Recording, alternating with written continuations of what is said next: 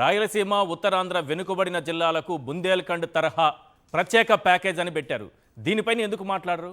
ఎందుకు దీన్ని గట్టిగా ఒక తీర్మానం పెట్టో లేకపోతే చట్టాన్ని దానికంటూ ప్రత్యేకంగా తయారు చేసో ఉత్తరాంధ్రకి రాయలసీమకు మేలు చేయొచ్చుగా?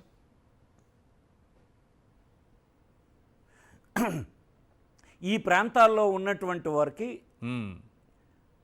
కాన్ఫిడెన్సు చాలా వరకు తగ్గిపోయిందండి.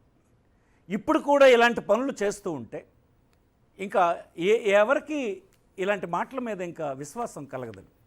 ఎంతసేపు మన ప్రయోజనాలు, వ్యక్తిగత ప్రయోజనాలు, స్వార్థ ప్రయోజనాలు ఉన్న దాంట్లోకి ఎంతో ప్రాధాన్యత ఇస్తున్నారు.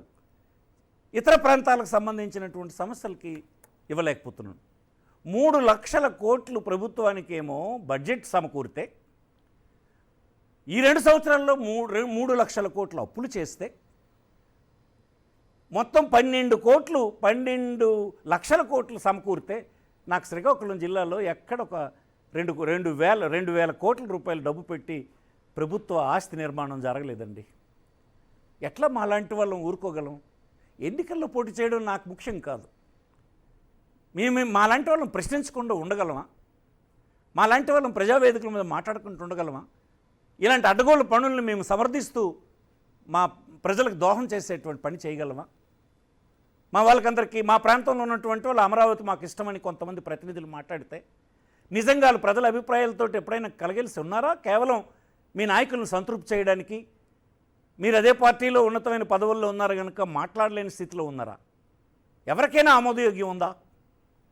అమరావతి నిజంగా ఉత్తరాంధ్ర ప్రజలకు అంటే రాష్ట్ర వ్యాప్తంగా అనుకుందాం, ప్రత్యేకించి ఉత్తరాంధ్ర ప్రజలకు ఆమోదయోగ్యం కాదంటారా?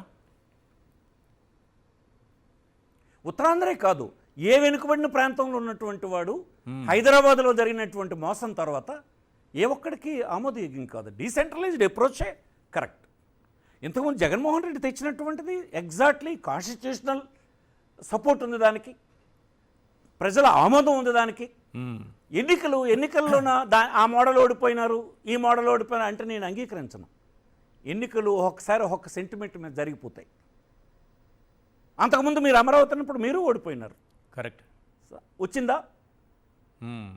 అందుకోసం దాన్ని ఇలాంటి దీనికి ముడిపెట్టకూడదు.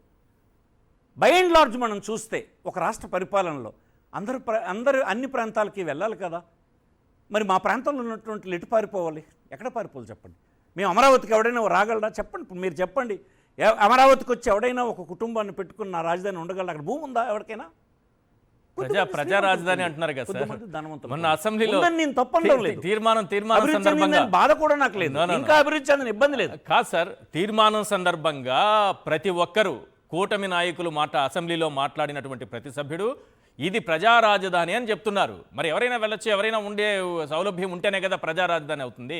అందరికీ ఆమోదయోగ్యమైంది అయితేనే కదా ప్రజా రాజధాని అవుతుంది. వారిని వారు ప్రశ్నించుకోమనండి. ఆ ప్రాంతంలో వాళ్ళు ప్రాతినిధ్యం వహిస్తున్న ప్రాంతం నుంచి ఒక్కరు వచ్చి ఆ ప్రాంతంలో ఉండగలిసినటువంటి పరిస్థితి భవిష్యత్తులో ఉంటుందా? ఒక్కసారి వాళ్ళు ప్రశ్నించుకోమనండి. ఒక రాజకీయ పార్టీలో ఉన్నప్పుడు వారి అభిప్రాయాలకు అనుగుణంగా వాళ్ళు మాట్లాడితే మాట్లాడవచ్చు, కానీ ఎంత మాత్రం ఇది ఆమోదయోగ్యం కాదు. ఇతర అంశాలు ఉన్నాయి, అవన్నిటికి నేను పెద్దగా పోవడం లేదు. బ్యాక్వర్డ్ రీజన్స్లో ఉన్నటువంటి వాళ్ళు, బ్యాక్వర్డ్ రీజన్స్లో పుట్టినటువంటి వారు ప్రతినిధులే కాదు ప్రజలు కానీ ఎవరు కూడా ఇంకా సహించలేరండి.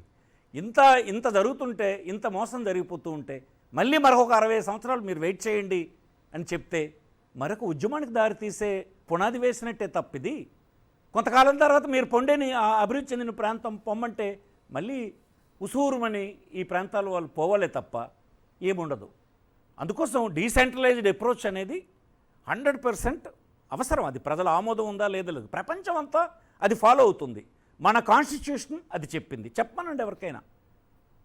ఎక్కడ మీరు తెస్తారు? 2 లక్షల కోట్లు ఎవరి డబ్బు మీరు పెట్టాలనుకుంటున్నారు?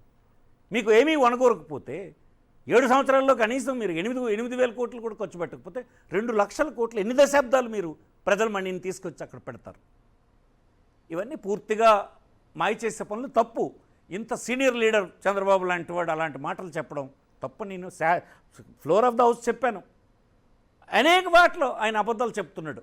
నేను విశాఖపట్నం నేనేమో ఆర్థిక క్యాపిటల్ చేస్తానని ఆయన అన్నాడు, ముఖ్యమంత్రిగా ఉన్నప్పుడు చెప్పాడు.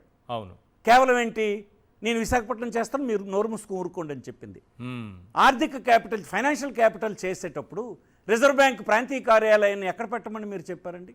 విశాఖపట్నంలో పెడతానని వాళ్ళు వస్తే అది తీసుకుపోయి మీరు అమరావతిలో పెట్టారు. మీ మాటకే మీరు నిలబడలేరు. ఫైనాన్షియల్ క్యాపిటల్ అవ్వాల్సినటువంటి ప్రాంతానికి బ్యాంక్స్, ఇట్లాంటి ఫైనాన్షియల్ సర్వీసెస్, ఇలాంటి ఉపకార్యాలయాలు, రిజర్వ్ బ్యాంక్ ఆఫీసులు అన్నీ అక్కడికి రావాలి కదా. ఇక్కడ పెడతామని కూడా కాదని చెప్పి మీరు తీసుకుపోయినారు కదా. నిజమా కాదా చెప్పండి? మ్మ్. విశాఖపట్నాన్ని మీకు ప్రేమ ఉందా? కరెక్ట్ కాదని చెప్తున్నాను. మీరు చెప్పిన మాట కూడా మీరు కట్టుబడి ఉండలేకపోతున్నారు. దీని వెనుక ఒక ప్రాంతాన్ని అభివృద్ధి చేయాలన్నటువంటి స్వార్థం ఉంది. అది మాకు ఎంత మాత్రం అంగీకారం కాదని మీకు మనవి చేస్తాం. మా ఆవేదనని ఇలాంటి ప్రయత్నాలు, ఇలాంటి మాటలు మాకు చల్లార్చలేవని నేను చెప్తున్నాను.